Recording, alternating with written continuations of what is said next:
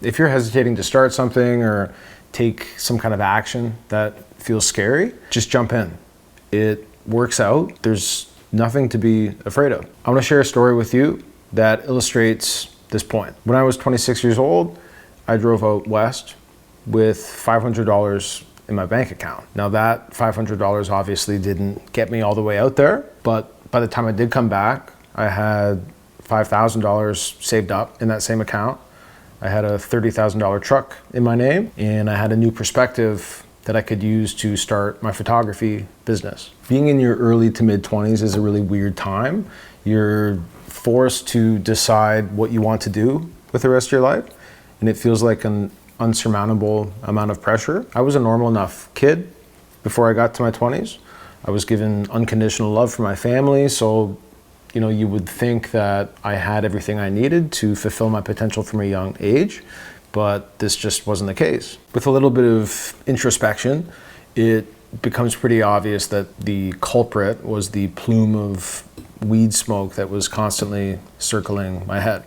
And that's just how it is if you're a musician. Me and that crew, we look to the greats. We look to the Beatles, the Rolling Stones, the Chili Peppers, and we embodied what they were. We did what they did. So that meant a lot of weed, lots of beer, a pack a day of cigarettes. But when our collective ignorance caused the implosion of our wannabe music careers, we all went our own separate ways and faced how to become a young adult alone. I found myself delving into my other skill sets. I always loved building, and I was very good at it. So I did my best to try to make a living in the construction industry. But after multiple failed attempts to do this, I was kind of at a loss. After a lot of thought and a lot of sleepless nights, I decided to drive out west in the scrap pile on wheels that I own. I didn't even know if that truck would make it out there, but I had decided in my heart that that was what I needed to do because I was out of options and I didn't know what else I could do with my life. I had managed to save up $5,000 for this trip, but after taking my truck to the mechanic, they charged me $4,500 to fix it up so that it was actually safe and roadworthy to get me out there at all, leaving me with $500. So I'm in Canada, and to give you a brief geography lesson, we have Ontario, Manitoba, Saskatchewan, Alberta, British Columbia. So I would have to drive from Ontario through all of those provinces to get out to BC, get to the ocean, which I didn't end up actually doing. I didn't make it all the way out there. By the time I got to Saskatchewan, I found myself sitting under the only tree that I could find, waiting for my dad to put money in my bank account. This was selfish of me to ask him to do this, but it was necessary. I had no real skills that I could use to make money on the road, so I knew going into it that I would have to lean on my dad. So this is lesson one.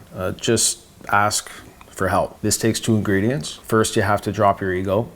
And second, you have to be honest with yourself about who would be willing to help you. My dad, in his own words, was not independently wealthy, but I knew that if I borrowed this money from him and I told him I would pay him back when I got a job with interest, that he would be happy to help me because I didn't have another choice. Now, part of my job finding idea for when I got all the way out west was to build boats with my older brother's high school buddy. And by the time I got to my cousin's place in Alberta, which is, remember, right beside British Columbia, I called him 3 or 4 times and he had completely ghosted me. And in that moment, I learned an extremely valuable lesson. People will offer you opportunities and ideas, but a lot of the time they're just talking. In this instance, it sort of felt like this guy didn't think that I would actually go out there.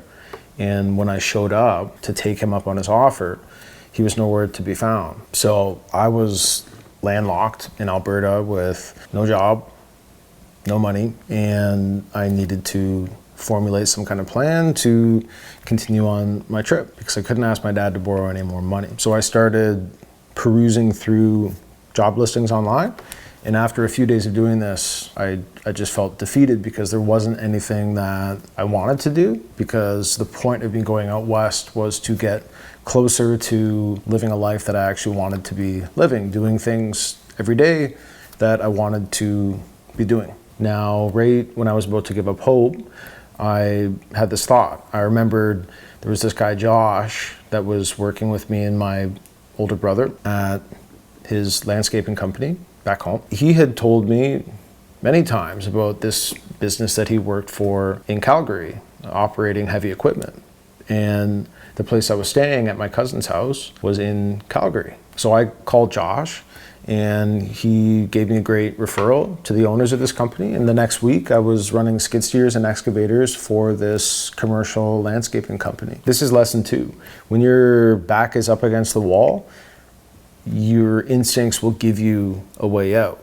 I could have been shy and self-deprecating and not called Josh, but something came over me in that moment. I reached out to him, and it made all the difference. While I was working this job, I still had this sense of adventure brewing inside of me, so I kept trying to leave. I would tell them, okay, I'm leaving, I'm gonna keep going out west now, and they would offer me more money. This happened a total of 3 times.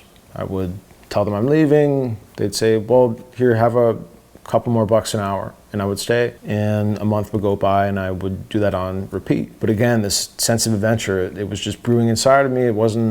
This wasn't where I was supposed to spend any more than, a few months, maybe a year. So shortly after these couple of raises I had this idea to call an old photographer friend that was back home. By this point, I had started taking more photos with my camera. I built a website for myself, and I was trying to do photography. I was talking to business owners and saying, hey, I could take pictures for you, but I had no idea what I was doing. So when this idea came to me to call this old friend of mine, I acted on it and I gave him a shout.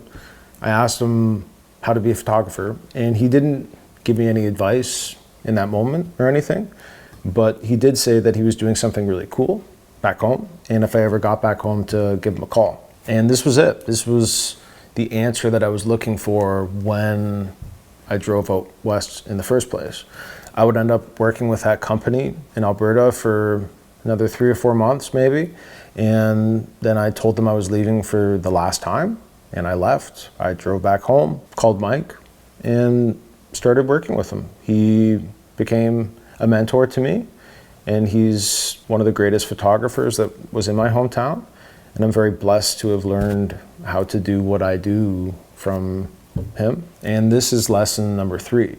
When you get an instinctual idea to do something, like get in a beat up truck and drive out west, the real reason you're doing it is sometimes hidden beneath the surface, and you don't have access to that real reason until you actually dive into experiencing the thing. I drove out west thinking that I was going to go and build boats with a stranger. Contrary to my initial plan, I would end my journey right back where I started, working with someone who I had known for 15 years, learning how to do the thing I deep down always wanted to do. This didn't come all at once. It came from tiny little pieces that added up to the whole, and it came with an open heart and an open mind. Something I harp on quite often is the fact that you don't have to know how or why, you just have to know what. What do you want to do? If you have an idea, pursue it and let it lead you where it's trying to lead you. Along the way, ask for help. Trust that when your back is up against the wall, your instincts will show you the way out. And know that just because you have a plan and you have an idea of how something needs to go, it doesn't mean that that's actually the moral of the story, because the truth behind whatever you're seeking is always buried somewhere beneath the surface. Thank you for watching. I hope you enjoyed this one. Check back every week. I always put new videos up. I also have some links down in the description. You can sign up for my newsletter if you want. I've got Mindset Mastery down there, and I also have my ebook down there, which is getting into your own mind and filtering through how to control your thoughts, choose better actions to take, and ultimately custom design the life that you want to be living. Thanks again for watching, guys. I'll see you in the next one, and yeah, peace.